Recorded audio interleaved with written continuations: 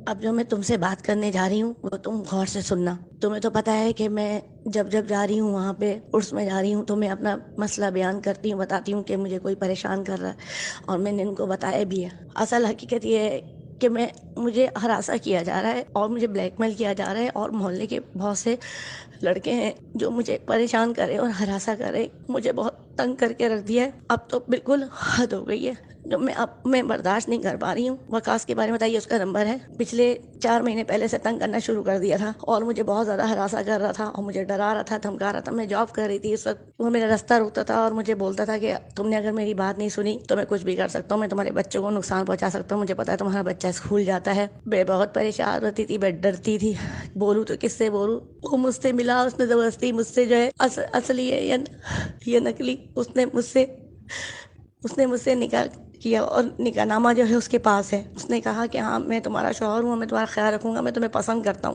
میں نے اس کو بہت منع کی، یہ سب چیزیں غلط ہیں۔ اس نے مجھے دھمکی دی، میں چپ رہی، خاموش رہی، اور اس کے بعد اس نے میری ویڈیو بنا کے وائرل کر دی۔ اس نے اپنے دوستوں کو اور یا محلے میں 3 4 لڑکوں کو دکھائی ہے،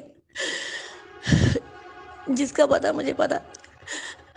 پتا چلا ہے، اور میں نے دیکھی ہے۔ میں اتنا اتنا بڑا دھوکہ فریب۔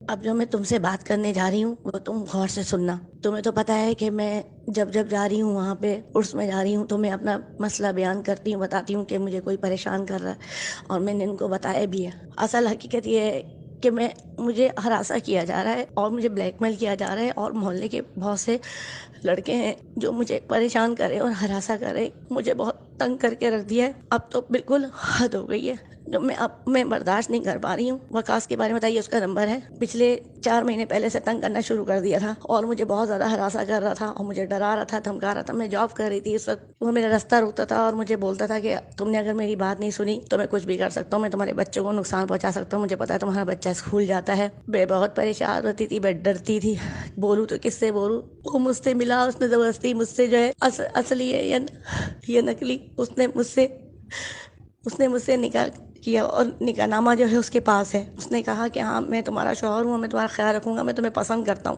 میں نے اس کو بہت منع کی، یہ سب چیزیں غلط ہیں۔ اس نے مجھے دھمکی دی، میں چپ رہی، خاموش رہی، اور اس کے بعد اس نے میری ویڈیو وائرل کر دی۔ اس نے اپنے دوستوں کو اور یا محلے میں 3 4 لڑکوں کو دکھائی ہے،